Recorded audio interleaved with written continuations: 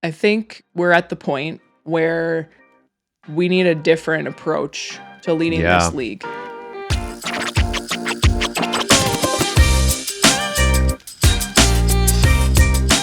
Hi, I'm Caitlin. Hi, I'm Alex. And this is Raising the Game, a women's sports podcast covering primetime performers, the business behind the athletes in the leagues, and what the growth of women's sports means for the next generation of women's athletes. Episode 29.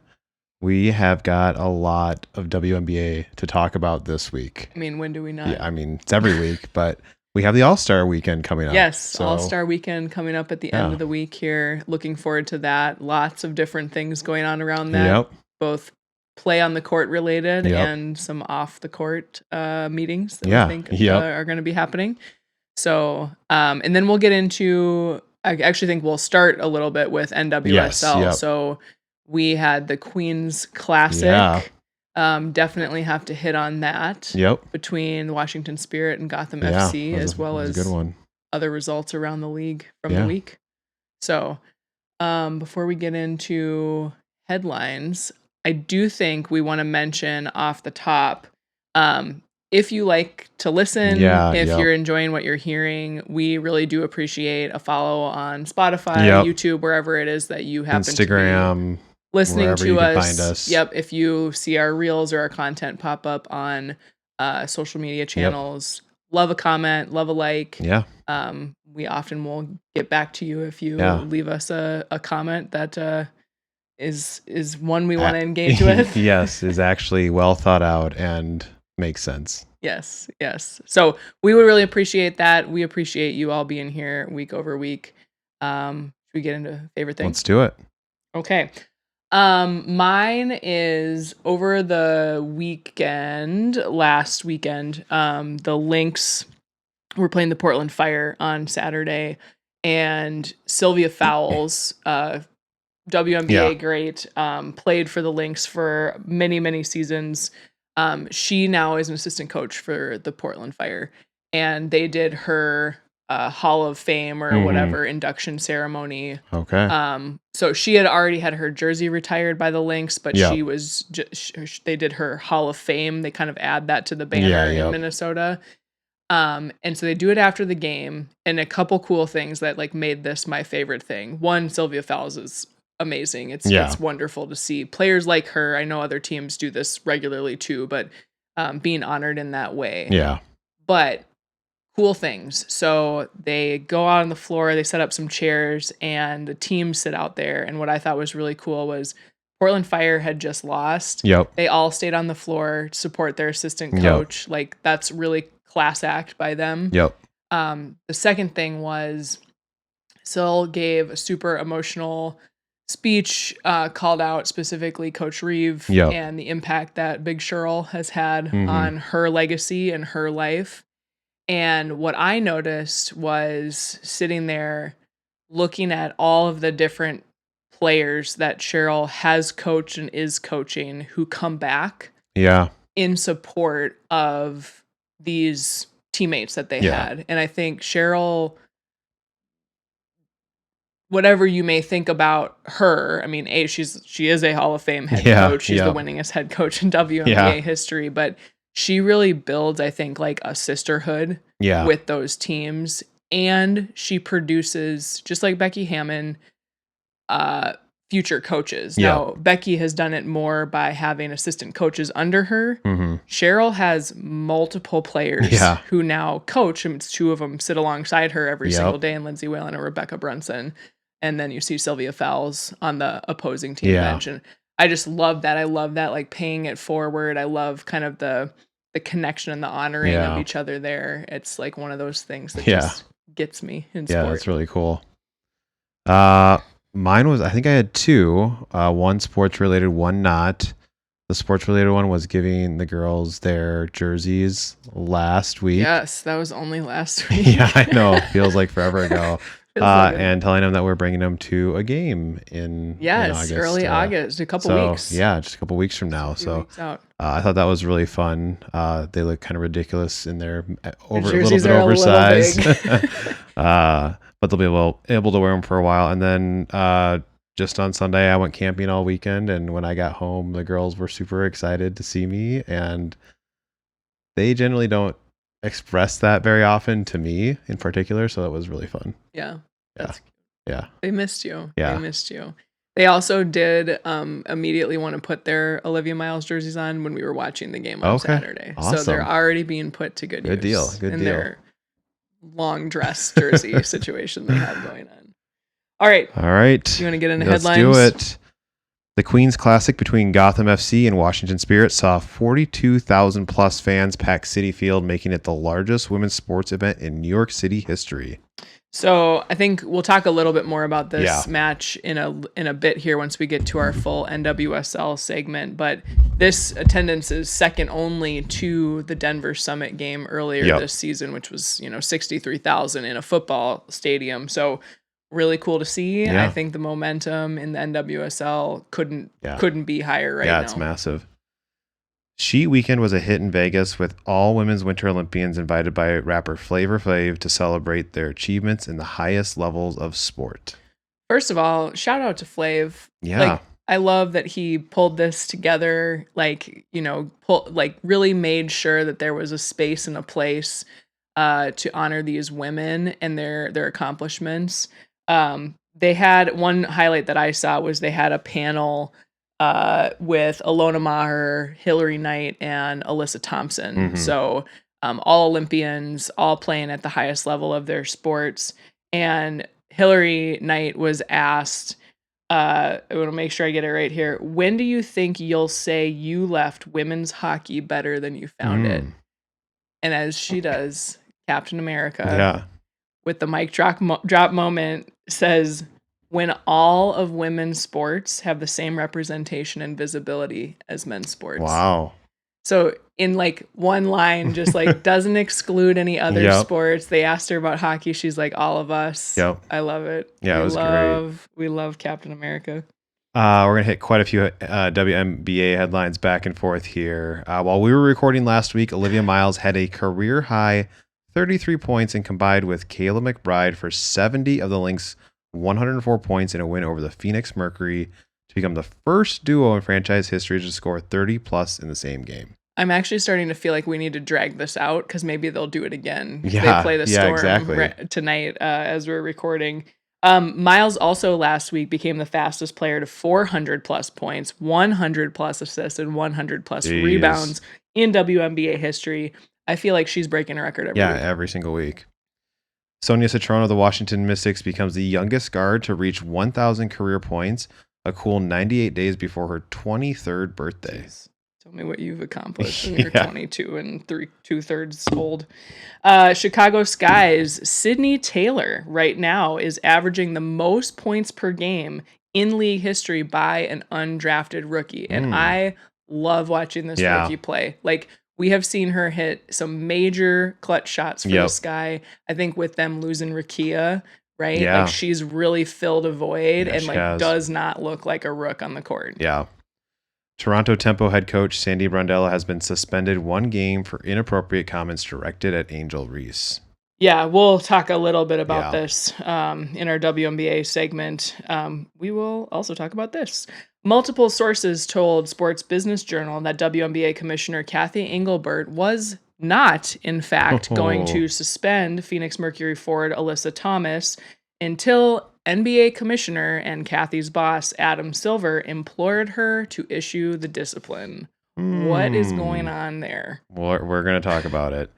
The NBA and WNBA announced an expansion of their partnership with TikTok through a multi-year deal centered on creator access, highlights, and live game discovery. We're going to talk more about this too in a little bit. I got a lot of thoughts here. And after record-breaking attendance in their head-to-head matchup 2 weeks ago, both the Wings and the Tempo both have substantial crowd increases when moving to larger venues in their games following that. And I think I saw some fans online being like, when the Tempo sounds like they're going to go maybe play a game in Vancouver. They're we're showing up. I think the Canadians are here for it. Yeah, I think they are. In NCAA women's basketball news, the 2027 tournament will boast 2 major changes. The field is expanding to 76 teams, up from 64. And the selection committee voted to ditch the conference protection rule for the top of the bracket. Okay, so fun fact. What they typically do in NCAA seeding is they will say, we don't want these top teams from the same conference to meet too early in the tournament. And so what they have done in the past is you could end up with a team that is in true ranking ranked higher, but they get seeded lower so that you avoid that matchup prior to the Sweet 16, right? Yeah. Now what's going to happen is the top 16 teams where this would happen will now be locked into their true ranking. And this has a couple implications. There's obviously tournament implications, which I'll talk about here, but where we really see this have an effect is regular season, right? Because now your true ranking through regular season play actually matters where you get seeded. And you can imagine from a tournament perspective, let's say you're in the SEC, right? Really dominant conference. You are ranked 3 of the top 6 teams in your true ranking, but because they don't want to run into a head-to-head matchup too early, you actually get seeded lower, which then may end up having you run into better teams, different, just like the way that works out. So I think this is a great change. I think that it makes a lot of sense. There's so many eyes on it's going to be really interesting women's basketball right now. So we'll be watching that. Minnesota Vixen will play Pittsburgh Passion for the WFA National Championship this Saturday. Pittsburgh Passion, I like that name. The Vixen won their conference championship with a walk-off record field goal by kicker Michaela Jurskova, 39 yards. And 2 postseason, or I guess, post before the championship awards for Vixen head coach. Connor Joe Lewis was named the American Conference Head Coach of the Year in the WFA. And Britt Peterson was named the American Conference Defensive Player of the Year. And I have seen some highlights of Britt just picking people off left, right, and center as safety. So well-deserved. Awesome. Tobin Heath, former U.S. Women's National Team star and 2-time World Cup champion, is getting well-deserved recognition for her tactical explanations during the Men's World Cup. So we've seen this too, I think, with Emma Hayes. We've had a lot of kind of people being like, whoa, like this is great. Accessible, right? Heath actually became the first woman to be on a technical study group run by FIFA during last year's Club World Cup. So when the top club teams come together. And when she was asked if she was intimidated by being the only woman, she said, quote, "I am by far the most experienced winner as a player in that room." And we love it. That's We are nice. here for it. Women's sports merchandising is exploding, but it needs to shift its focus. Yeah, so this is currently valued as a $4 billion industry overall. So all sports, merchandise specific. But there's actually room for more. So there's been some studies done that have shown that women's sports fans often can't find the merchandise they're looking for because they haven't, the supply isn't there. And they also say that they don't really love the styles that are out there, right? If you think about these merchandising companies, they are probably tailoring or have tailored more towards male fans. And now you've got female fans who, as we've talked about numerous times on the podcast, are far more likely to buy merchandise if they like it. They're much more likely to put their dollars towards teams and players that they like and brands that those players represent. And so I think merchandising companies have to figure out how do I match this just overall demand being higher, but a different aesthetic, right? It kind of opens almost like a new market for them. / I imagine they probably were a bunch of men trying to figure out what women wanted to wear. And that is also probably a big part of the problem. In PWHL news, the Boston Fleet re-signed 2025-2026 Rookie of the Year Haley Wynn to a contract extension through the 28-29 season. Yeah, just cool to see a Rook getting her dues there and signed to that team. The European Broadcasting Union just issued new guidance on how to film female athletes in an effort to eliminate an objectifying lens. This is so important. Yeah. So from the decision by the European Broadcasting Union, this is backed by research where they found that women are 10 times more likely to be filmed in an objectifying way. Yeah. At the 2021 Olympics alone, 2,500 objectifying images were reported. Wow. So they went back through, right, all the footage and everything, scanned it, and kind of classified things as objectifying or not.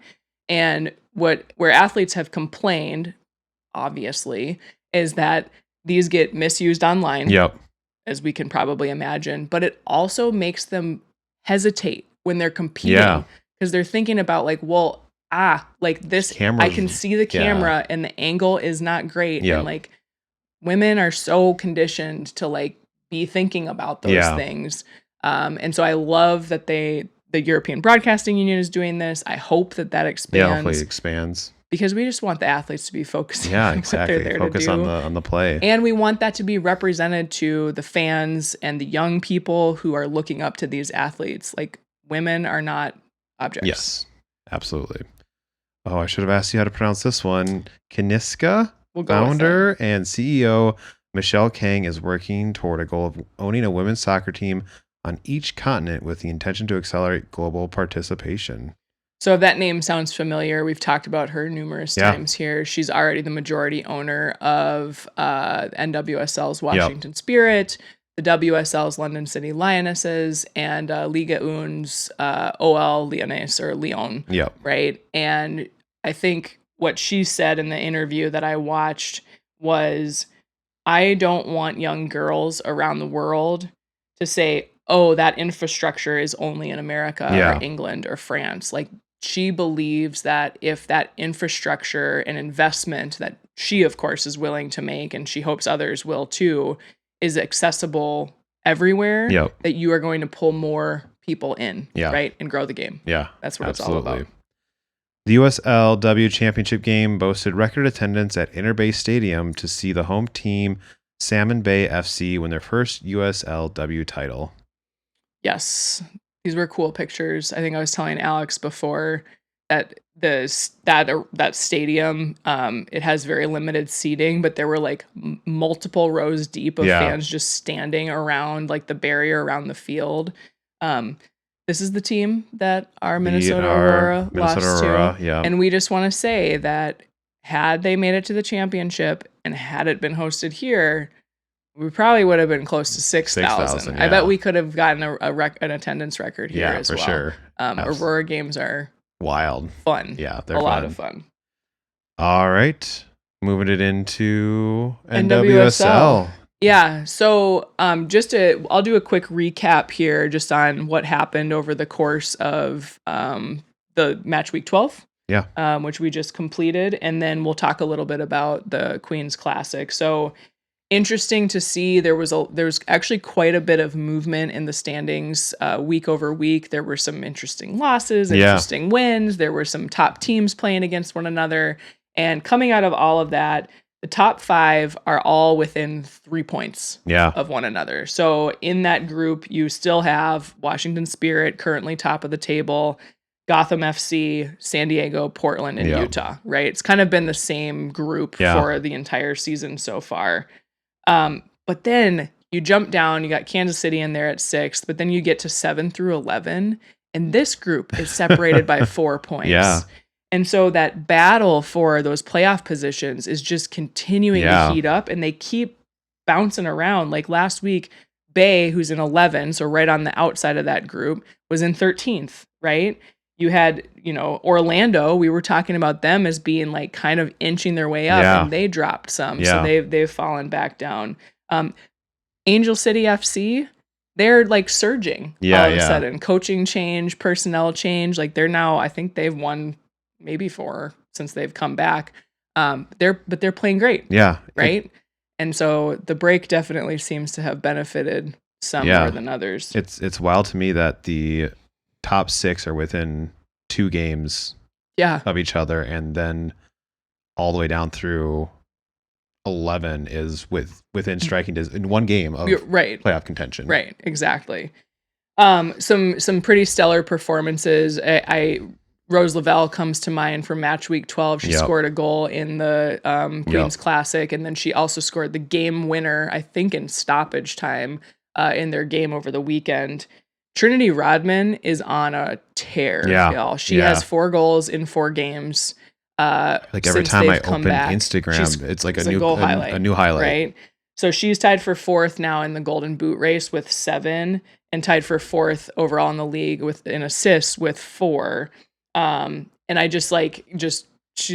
think I saw one that was like, I'm busy right now. I'm scoring goals over here. So it's great to see her kind of finding form again. You know, she had a little bit of a slow start to the season, and I think we're starting to see her turn it on.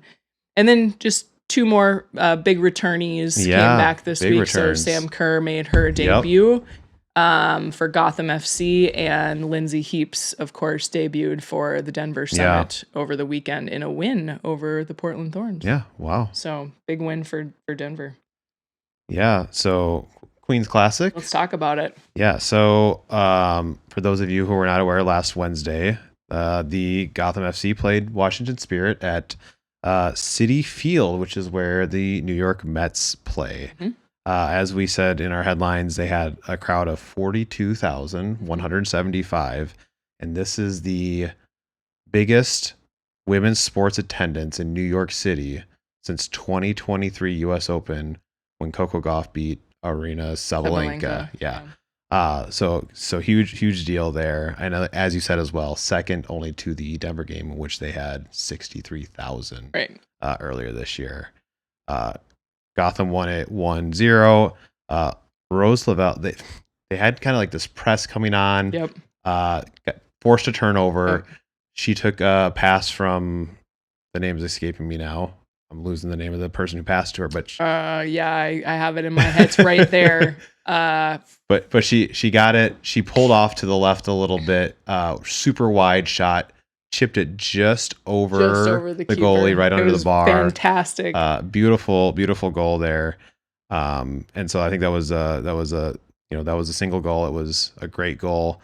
The other cool part is that the first 7,500 people got a Rose Lavelle bobblehead that featured her dog, Wilma Jean. Wilma Jean was on the bobblehead. Yes. And she's wearing like their third kit. I love it. Cool. Yeah, their third kit is cool. I think it's really cool with the Statue of Liberty, Lady Liberty on there, and it's got like kind of those classic like New York sports team colors, like the Mets and the Knicks, right? The orange and the blue.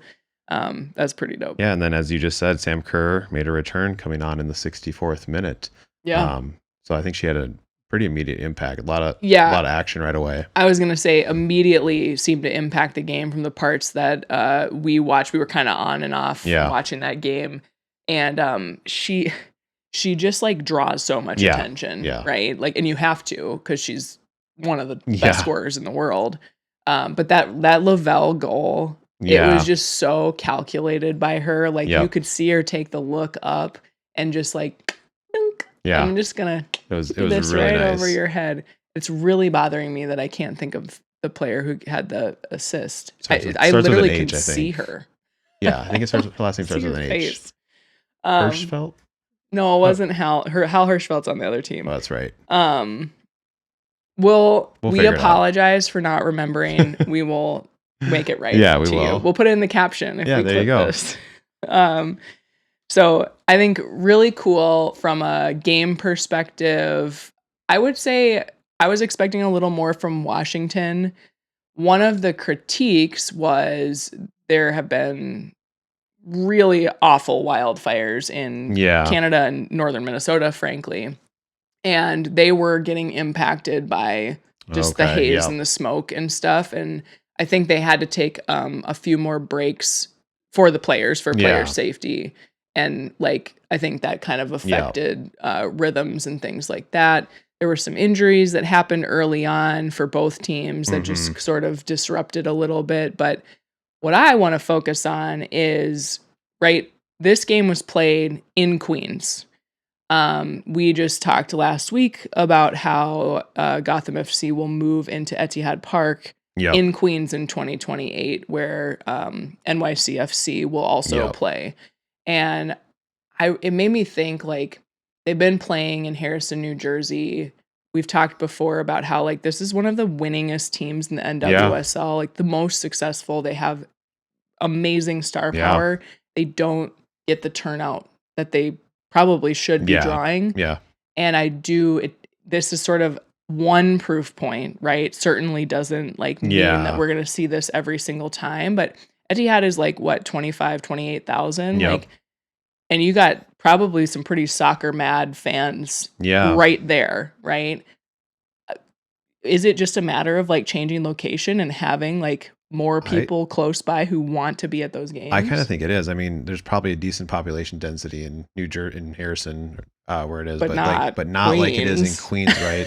And when you think about the diversity of New York City, right, and people who just want a local team to be able to walk to, ride the subway to, get there easily, and just be able to settle in and watch a match, like, I think it's going to be insane. I would go. Yeah.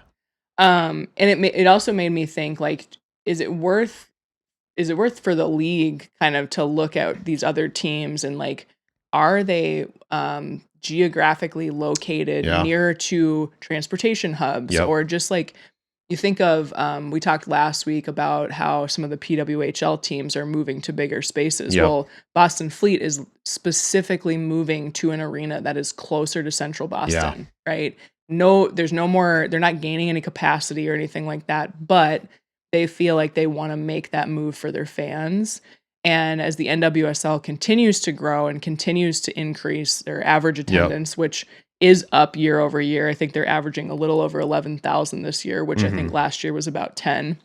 They're already at 1.3 million fans having attended games so far this season, which is the fastest they've ever gotten to that mark. You have to be thinking like, are we located in the right places where people are going to be able to easily access this game? It's kind of like, if this experiment works, it's going to be like, this is one of the easiest low-hanging fruits that we can, if we can find a new place that's, like you said, more central. Right. Although what's interesting is, we were talking during the World Cup that some of those, even though some big NFL stadiums aren't close to transit. I know. Right. And so like, you got to I think you have to think more about, a soccer fan is going to be more willing to take like public transit, be closer to like a bigger city center and things like that than some of these NFL stadiums. Yeah. Well, I think we saw Mayor Mamdani in New York go and get a package of like reduced price tickets. And he mentioned like, this is a working person's game. Right. And so one of the things that we have to fight is like that urge to just constantly rake in the cash, right? Or save money depending on where you're being located. So I think it's something to pay attention to. I am, for one, very excited to see how does Gotham, who has a very invested, very hands-on ownership group who want to see that be one of the best clubs in the world, continue to kind of carve this path towards Etihad in 2028? Do they bring more games back into the city to kind of keep fans engaged and keep them excited about, being right there in their backyard? So, all right. That's all we had for soccer today. We have a large amount to cover for the WNBA, so you better lock in. We do. All right. Let's do a little standings update, and then Alex and I are going to talk about a few players that have caught our eye in the last few weeks here, worth paying attention to. So just real quick from a standings perspective, Lynx are still on top. They're on a 5-game win streak. Knock on wood, they play tonight. Actually, all top 5 teams play tonight. Okay. So the Aces were playing the Tempo, the Wings were playing the Liberty, Golden State plays the Mystics later, and then the Lynx play the Storm. So maybe not all top 5. That was before the Liberty went. Which we're going to talk about. Golden State Valkyries, who I just mentioned, are playing the Mystics tonight, are on a 9-game win streak. They are... We'll see if they can continue that tonight. I feel like the Mystics are a little bit of like a trap game. They are. So they better come ready to go. Dallas is also on a 6-game win streak and looked like they were going to pull out a 7th without Paige Beckers on the court. Over the New York Liberty, who continue to slide. They are 2-8 in their last 10. 4-game losing streak. I feel all kinds of horrible for Breanna Stewart. She is playing her she's been ass off great. every single game, and just like they cannot figure out their system. They looked lost when they played the Fever on Saturday when I watched a little bit of that game. I do wonder about the coaching situation. Yeah. A guy who said he had never watched women's basketball before.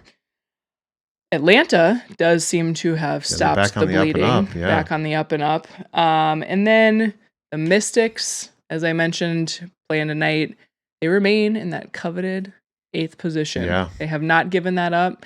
There's a bunch of teams below them, the Sparks, the Fire, the Tempo, that keep kind of going boop, boop, boop, boop, back and forth with each other, but never quite able to clear the Mystics. So they're good. They're young. I think we're seeing a couple young teams start to figure it out. The Storm is one of them. I think we talked about that right after the draft, that the Mystics specifically. I think we just talked about that. Like if they can figure it out, they're young enough. If they can figure it out, they will be something to reckon with. Well, and I think just even looking ahead, seasons out from now, it's like the Mystics, the Storm, and I think the Sun actually have these like really young cores who they're like missing it when they really need to have it. At certain points this season, but man, I fear it will be wild for those teams in the next couple years. All right. You want to start this next section of players we're watching? Yeah. So we got to talk about Kayla McBride. Obviously. I want to start this out with a meme that I saw last week during one of her high scoring games, and it said, "I will name my first son Kayla McBride." That is how as you should. That is how well she has been doing the past 6 or so games. Last 6 games, 23 plus points in every game. She's averaging 26.8 per game in those 6 games. That's right. Like we said, Lynx riding this to a 5-game win streak into Monday night. They only lost one of those games where she scored over 23 points. And she has moved into the second all-time in 3 points made in Lynx franchise history, second to Maya Moore. All right. And she needs 67 more to be number 1. Get it, girl. Yeah. Keep shooting, K-Mac. She also became 20th in all-time in points, passing Becky Hammond at 5,846. Okay. And up next is Lynx great Simone Augustus and Lauren Jackson, both at 6,005. Okay. And I think she might be one of the most, kind of outside of Minnesota, besides who you're about to talk about, under-discussed players in the league. Like, she's just been lights out.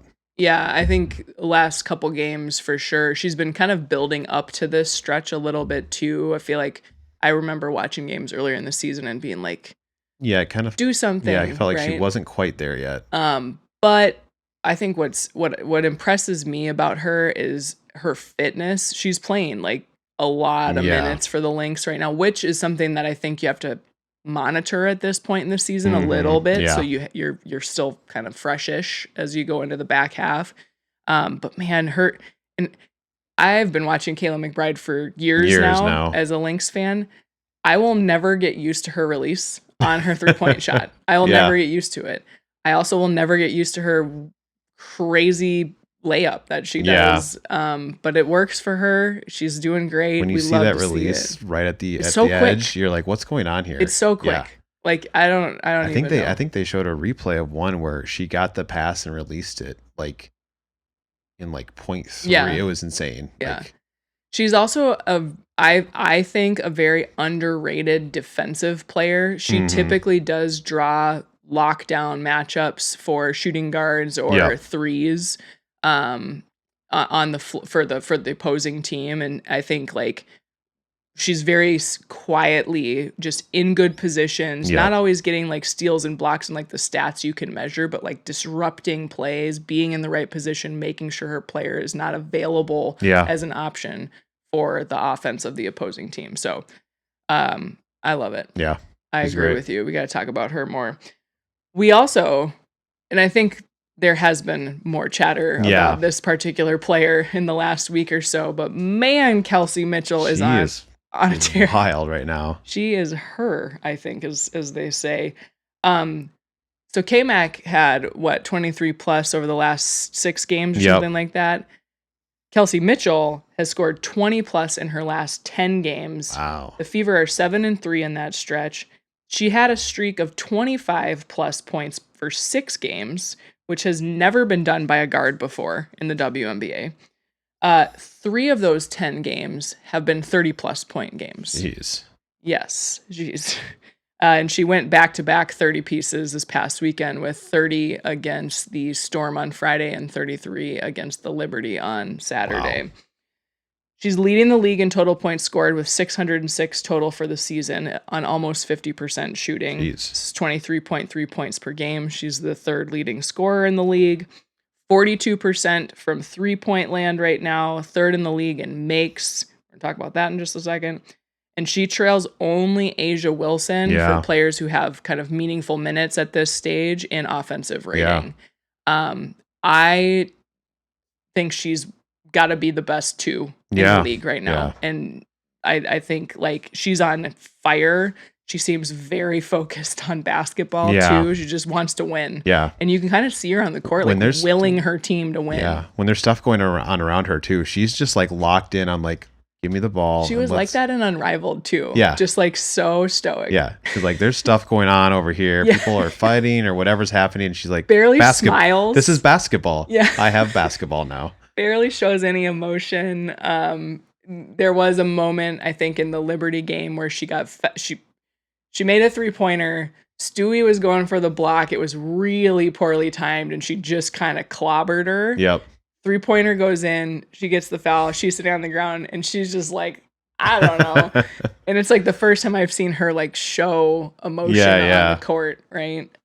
So really fun to watch. I think everybody's feeling that right now. If you watch an Indiana Fever game, right? It's like, what's Kelsey Mitchell gonna do tonight? I think it'd be interesting. I know we didn't pull this stat, but it'd be interesting to know what her gravity rating is and where that ranks. Yeah, that's good. It's a good call.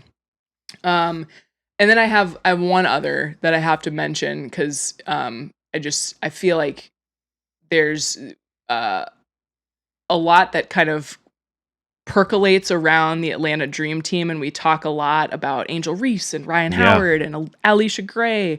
They've got great talent, right? Yep. But Jordan Canada is like the little engine that can for that team, and you think about a team that is leading the league in points off of turnovers, second chance points, fast break points, and points in the paint. That is Atlanta, and she is the point guard of that team. She is 2nd in the league in steals behind only her teammate, Ryan Howard.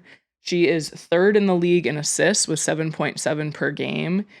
She has 6 double-doubles, and her double-doubles are assist point double-doubles, right? They're not rebounds. Yeah. And I just feel like she is just providing like just this little bit of like stability for Atlanta right now as they kind of regather their momentum. She scored a game-winning bucket against that was cool. Who was that against? Now I'm like totally losing my mind. Sparks? I don't remember. I think it was the Sparks. Over the weekend. She's so quick. Like just really, really fun to watch. I just got to give some love to Jordan. I was going to say, I mean, earlier when I said Kayla McBride was the most untalked about, I think Jordan Canada might be the most untalked about. Agree. Well, maybe we do like Western Conference. Eastern there Conference. You go. We'll split the difference. Yeah, there you go. So just wanted to do that spotlight. We love seeing like really impressive play on the court. Yeah.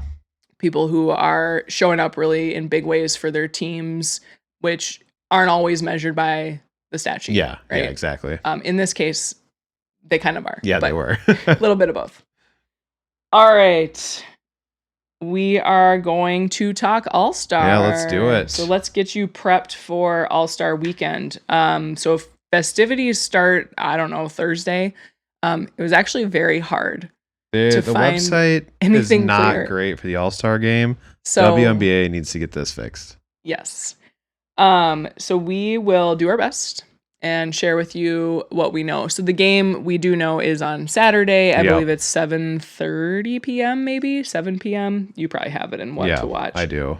The night before that will be the 3-point shooting contest and the skills contest as of recording this, they have not announced who will be participating in either of those. Speaking of WNBA website, I just checked it. He's checking right now. They are not live. Not checking. There yet. All right.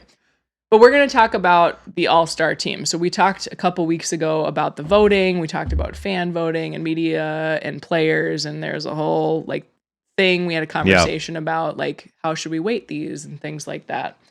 We don't need to worry about it anymore because now the teams are named. Yeah.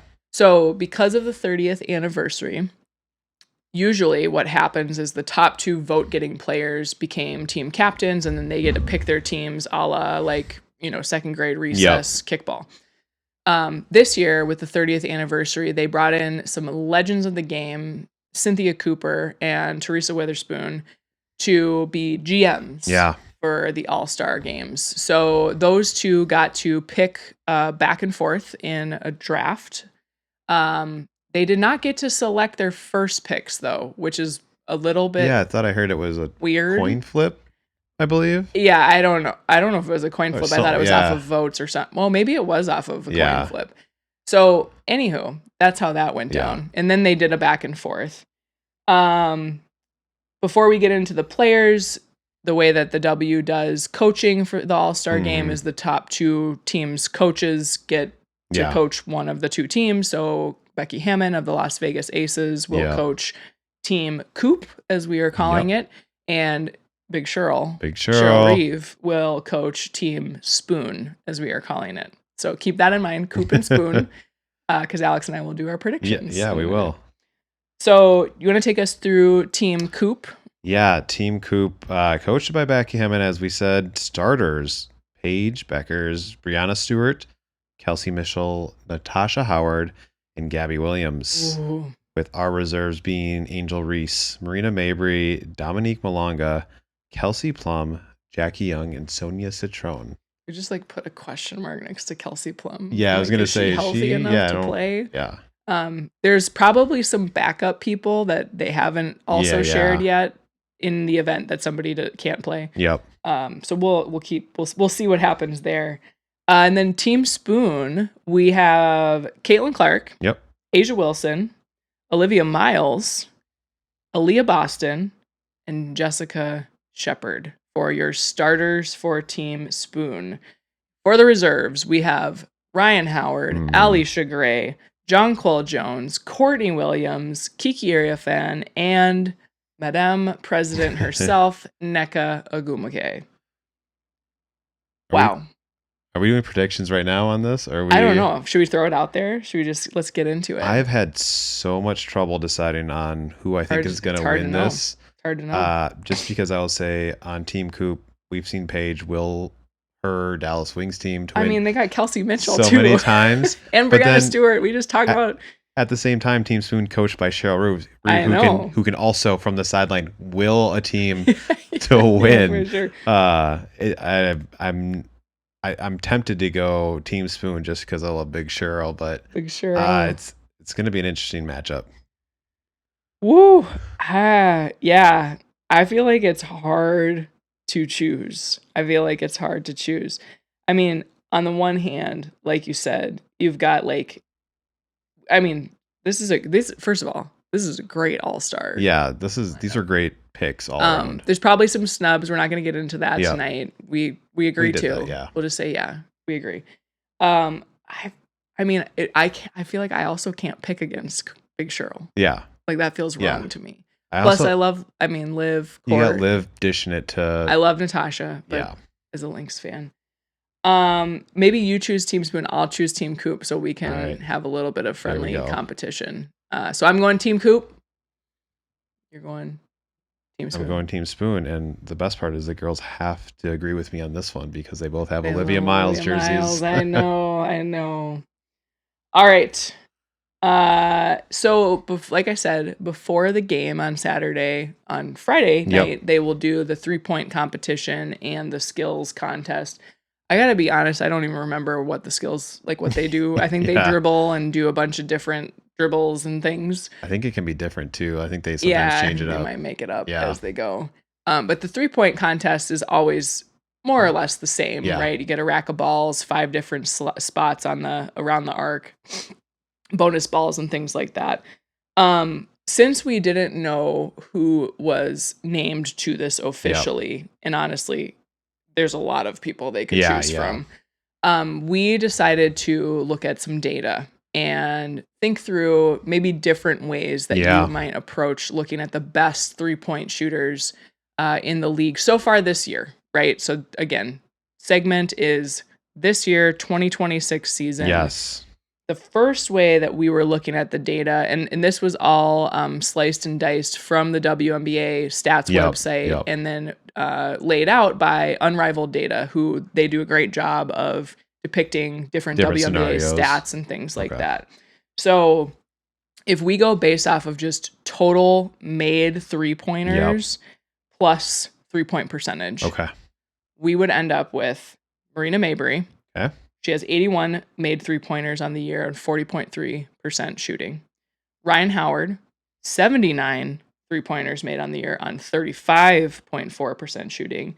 As a side, these two are both on track to break the single season record for 3-pointers made, so that will be fun to watch as the season goes on. The third would be Kelsey Mitchell with 71 3-pointers made and 42.3% from beyond the arc. Number 4 would be Janelle Salon of the Golden State Valkyries with 66 3-pointers made and 40.2% shooting. And then the 5th spot is a tie. A literal amongst tie. Former teammates and now rivals. Bridget Carlton of the Portland Fire with 65 made on 38.2% shooting. And none other than McBuckets, Kayla McBride, with literally the same stats. Which is, I think, perfect. Yeah. It's hilarious. So that would be the top 5. You'd have to coin flip or arm wrestle or something between BC and KMEC. Maybe they just shoot together. Yeah. There you go. If you just went off of total made 3s and then their shooting percentage, right, as a part of that, right? Yeah. Okay. The other way that Unrivaled Data decided to look at this is based off of if I do take folks who have done a minimum of 2.5 attempts per game and a minimum of 14 games played, who has the best 3-point shooting percentage? Because you've got folks who have made a lot in that first group, but their percentage maybe isn't as high because they're taking a lot more threes, right? So in this group, you're looking at folks who actually shoot threes, right, really efficiently, but on oftentimes a lot less of attempts, right? So if we went this way, the number 1 percentage shooting player would be Monique Akoa-Makani of the Phoenix Mercury, which I've watched her play a few times this season, and she's got a great 3-point shot. She averages 2.9 attempts per game, which is why you're not seeing her on that top list, but 47.8%. That's wild. That's very good. Get her the ball. Second on this list, and I think this would be fun if she's included, is Aaliyah Boston, who has put in a ton of work on her 3-point shot.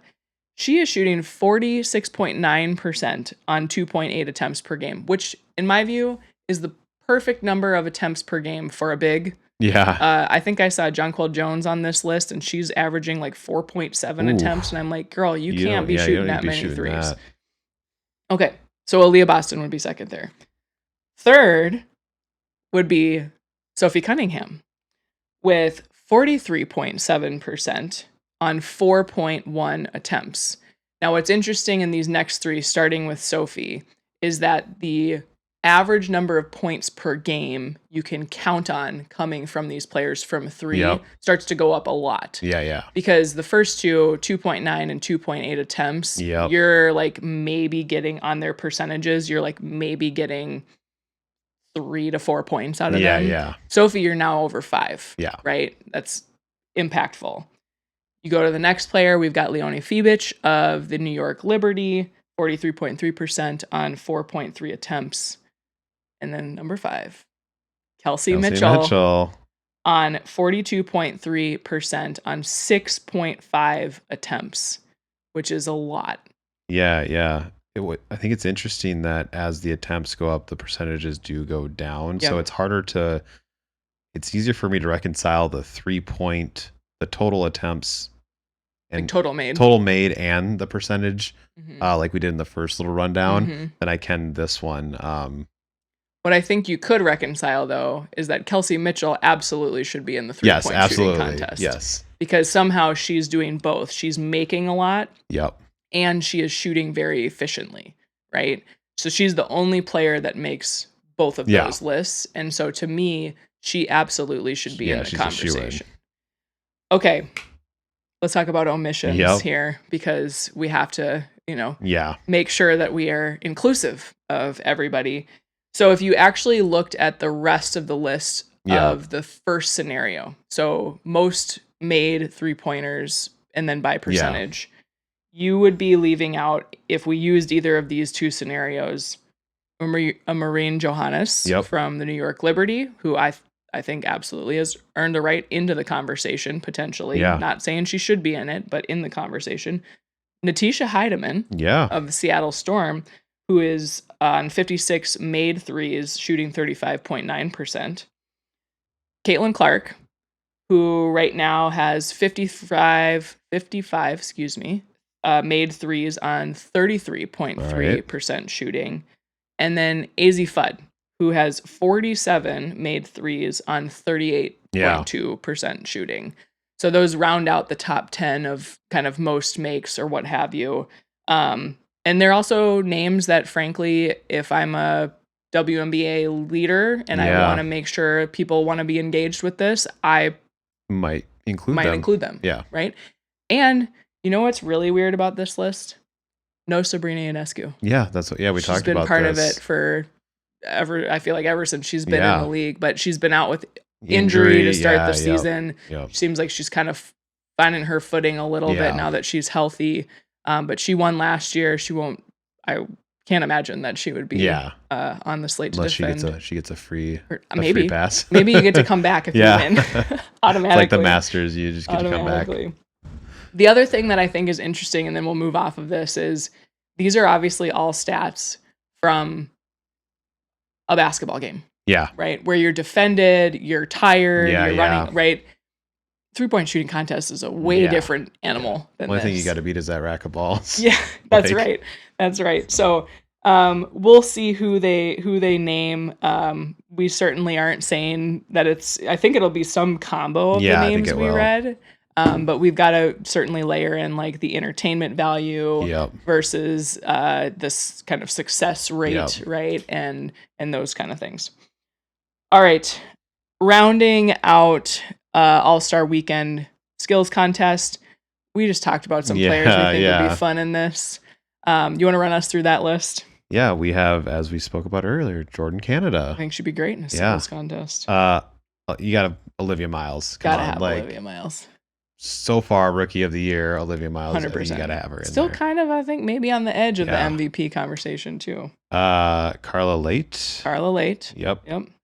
Paige Beckers. It should be fun to watch her go about it. And then Veronica Burton or Chelsea Gray. Yeah, I couldn't decide. I also was trying to think of like players who I think maybe got a little snubbed from an all-star perspective, but like you still want to put them out there for the show. Yeah. Right? Yeah, absolutely. So that includes Canada, Late, Burton, and Gray. Yeah. Right. So we'll see. We'll tune in and take a look. All right. Outside of the basketball. Scandal. Intrigue.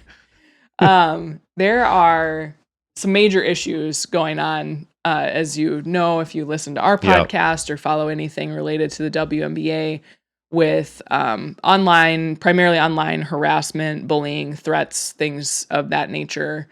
And the Players Association have asked, and I believe been granted, a meeting with Commissioner Cathy Engelbert on Tuesday, which will be yesterday as you listen to this. So you may even know what came of that conversation.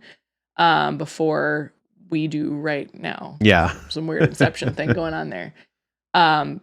This is, I think, really, really important. I am very glad that the players are stepping in to say, hey, we've got to talk about this. I'm very disappointed that league leadership is not leading the way on that. And it makes me wonder, we've talked a little bit about it, but I think we're at the point where we need a different approach to leading this league. I think when you go back to the CBA, when we talked about that for what felt like 8 months, it was a week or it was like 3 weeks, but or more longer than that. Cathy, it was very clear that Cathy does not have very good relationships with the players. Not saying that as a GM you should have an amazing relationship with any of them, but I think you're going to get into this. She is purely like a business person. Mm-hmm. Like she came in to bring revenues up, which is important. But we're seeing it kind of change from that being needed to we need someone who is here for the current moment and the relationships that need to be there. Yeah. I think so Cathy comes from a consulting background, I believe, from Deloitte, I think, yeah. And just like you said, was really brought in to like fundamentally change the business side of the WNBA. And I think you could make the argument that she's had some success there, right? Certainly on the backs of some incredible basketball players. Yeah. But I don't find her to be the right leader for the moment that the league is in now. Yeah. Right. And the moment that the league is in now is not one that we can look away from the business side. But I do think that we need somebody who, as the league has grown and as the fan base has expanded, is willing to do a couple of things. And the main one is player safety. Yeah. Right? We talk about this a lot. And like whether that means physical safety, officiating has been a hot topic, and that affects and impacts physical safety, but also like mental and emotional safety, that like you don't need to live in fear of random strangers. Whether or not anything actually happens, the toll that has on you is exhausting. Yeah. And I think, to be clear, like we don't know if she's doing anything at all. But that's part of the problem. But it seems like she's doing nothing from this standpoint. Yeah. Right? And that's part of the problem, right? When you're leading through crisis, you have to be out in front. And so far, what we've seen from a headlines perspective is, Adam Silver stepped in and made her take action on the Alyssa Thomas suspension. She canceled last minute a live interview on the Dan Patrick show and seemed that she wasn't communicating with her PR team on doing that or not. She's in a golf tournament. Yeah. And stuff is happening, right? Yeah. Well, Chelsea Gray is posting about being called something horrible online. Well, Courtney Williams is getting like death threats DM'd to her for losing someone's parlay, right? And so I do think that the players certainly have not only a right, but like a need, I think, to have these conversations. And I just feel like there is also a need from the league perspective for somebody who's going to lean in and lead from the front. Yeah. While we figure out what does this league look like with this expanded fan base. Yeah. Right. I think it's interesting, and not to necessarily compare women's leagues to men's league, but you look at something like the NFL, and Roger Goodell is out there all the time. He is someone who may not be the greatest person, but he is out there doing the things in front of the league to show that he is trying to take care of it as best he can. Look at like a Gary Bettman. While he's not very well liked, he seems to always be the one helping to make the decisions that is going to further the league or player relations and things like that. So it doesn't seem that Cathy is necessarily doing the things, in my view. Yeah. So we'll see what comes out of these conversations. I don't even know if the players like can get through to her. Yeah. And we don't really know like what exactly they are asking for. They do tend to be very organized in what they ask for. They were with the CBA. Yep. And so I imagine that they have probably come up with a list of like, here's what we think should happen to help protect us. Yeah. We talked 2 weeks ago about NWSL just launched a digital code of conduct where they are going to take punitive action on fans who just honestly don't represent the spirit of the community that they're trying to create in the NWSL. How that works, whether or not it works, remains to be seen. But I do feel like that's the right move. Yeah. And I think Jessica Berman, the commissioner there, recognizes that the fan base is growing. Yeah. Right. You're going to attract people who are betting on the games, which sports betting is a whole other topic that we don't have time for tonight. You're going to attract fans who are going to say hateful, hurtful, racist, misogynistic, homophobic things to players. And you need to have a no tolerance policy to that. Yeah. It has to be zero tolerance. Absolutely. So, we'll see what comes of it. We'll see where Cathy's fate lies. Over under. Speaking of betting, over under on if Cathy actually goes to the meeting. Oh. I think she will. I think that one she has to go to because if she doesn't, none of this we didn't think you were serious business. Right. Well, and then she has to make all these public appearances at All-Star Weekend and like she's going to get blasted for it. So you're already going to get a lot of questions about how the meeting goes. It'll be interesting to see what the players say in relation to that. They say. But we will be probably anticipating that a little bit more than even the All-Star game. Yeah, what comes out of that conversation. So more to come. All right. Let's move it on. We got some things to watch. We just went over it All-Star Weekend for the WNBA Friday night, 3-point contest and skills challenge, 5 p.m. Central on ESPN. And then we have the All-Star game on Saturday night, 5:30 Central on ABC and Disney Plus. Regular season games will resume on Tuesday, July 28th. I'm gonna make a bold prediction. We will see Nafisa Collier in action on a court next week. Next week, all right. After the All-Star break. I hope so. I do too. I have no real information behind that. I just think Big Cheryl. Yeah. We got to make this push. We got to make sure we stay locked down. She got to come back. Yeah, I believe it. NWSL Portland Thorns versus Gotham FC Friday at 9 p.m. Central on Prime. Yep. North Carolina Courage versus Utah Royals at 6:45 p.m. on Ion. 5 versus 7 or something like that. And then the Washington Spirit versus the Denver Summit, 6 p.m. Central on Sunday. I believe that's on Sunday on Victory Plus. Amazing. LPGA, we have the ISPS Handa Women's Scottish Open Thursday through Sunday, and that's on Golf Channel and CNBC apparently. Yeah, probably the final day. Yeah. Women's Elite Rugby, we are in the final week of the regular season. These are all on Women's Sports Network. Friday at 4 p.m. Central, we have the New York Exiles versus the Boston Banshees. Saturday at 5 p.m. Central, the Chicago Tempest versus Denver Onyx. And then Saturday at 8 p.m. Central, Bay Breakers versus TC Twin Cities Gemini. That is the game to absolutely watch. If either of those teams win, I believe they are in the championship. Got it. So they're vying for the second spot there. No pressure. No pressure. That is, again, like I said, last weekend. The championship is set for August 8th. The top 2 teams will go. So it's going to be either Denver, Bay, or Twin Cities in the championship. Ooh. Some combination thereof. I think you were telling me we will actually be... He'll be in the Denver. Location of the championship. We could go if we want to go to a soccer game and then a rugby game back to back. I would do it. My kids. Well, the kids do it.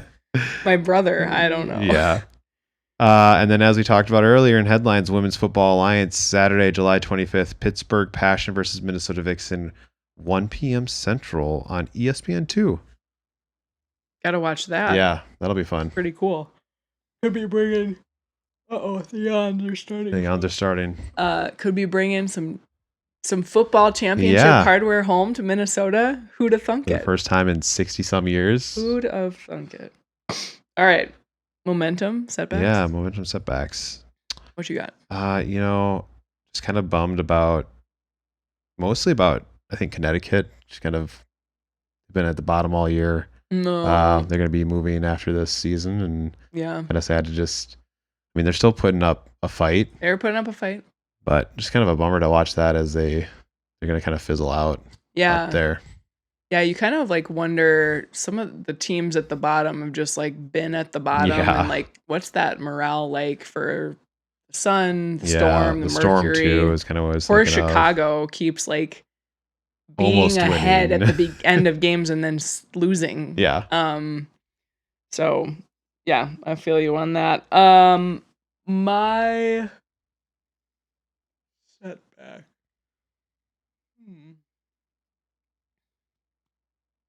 I'm trying not to default to like my usual go-to, which would just be what we just talked about with the league leadership and stuff like that in the WNBA. I do think it's interesting. We've been highlighting this regularly on the podcast, but just this contrast. We go in, and some of this it's a lot of it is the media, it's the digital age, it's all of this stuff. But like we go in to prep for these week over week, and it's like NWSL comes across as so not messy. Yeah. They've got their stuff together, they're playing ball, they like everybody's just like, we can focus on that. And we've highlighted some of the moves that I think their leadership has done, both league and then within the different clubs, to make that possible. Right. Whereas like we go to prep for the W and we want to talk about the ball that's being played. Yeah. And oftentimes you get dragged into like, oh, there's this going on. Very gross mischaracterizations of what is going on the court. Yeah. Yep. In a lot of different instances. And then you've got things like, Sandy Brondello's comments, which towards Angel Reese, we didn't really come back to that, but like very unfortunate, right? And very, I think, inappropriate for sure. And part of just that, there's just this like inherent churn with every kind of layer of the W right now, and there's such good basketball being played, and we should be able to celebrate that and celebrate the women who paved the way to get here and celebrate what we're seeing now and celebrate all the people who now are coming in to be a part of it. And it feels hard to do that. I agree. So well, speaking of good ball, my momentum is Caitlin Chen scoring 14 plus points in 10 minutes. She's I believe the fifth to do it, the first to do it in those 10 minutes on 100% shooting. She was so we tuned in just in time for that. Yeah, we had it on, but we were like locked in the second half of the Fever Golden State game last week. And Caitlin Chen just like flipped a switch and she's like, I will be here for 10 minutes. And she's so, I love just tell me what you want me to do, coach. Yeah. I'll go do it. I'll go do it. Right. I think on that same vein, actually, I love watching Natalie Nakase coach. Yeah. She is so good at recognizing moments and when to interject and when to let them go. You can watch her like actively like pulling players over to talk to them. Like she is she just like looks locked in the whole time. She's got energy in her, small diminutive stature, but like somehow has this huge presence on the court. And I obviously, they made the playoffs last year as a expansion team. They are going to be in the playoffs again this year. They are my number one team that I do not want to see in the playoffs. And a lot of that has to do with what Nakase is doing with that team. They don't have any big, like, major superstars. Obviously, they've got all-star Gabby Williams, but, like, when it comes to scoring, they get a bunch from their bench. They just, like, have an identity. They stick to it. They play through it, and it's converting into wins. So it was interesting when we saw them play the Lynx, how much they move the ball around. Oh, so much ball movement. So active on defense. So really fun to watch. If you haven't caught a Valkyries game, I would highly recommend. All right. Find us Instagram, Threads, YouTube, RTG_pod, rtgpod.com, Substack, Raising the Game Podcast, and raisingthegamepod@gmail.com. That's it, folks. That is. Thanks for being here this week. Bye. Bye.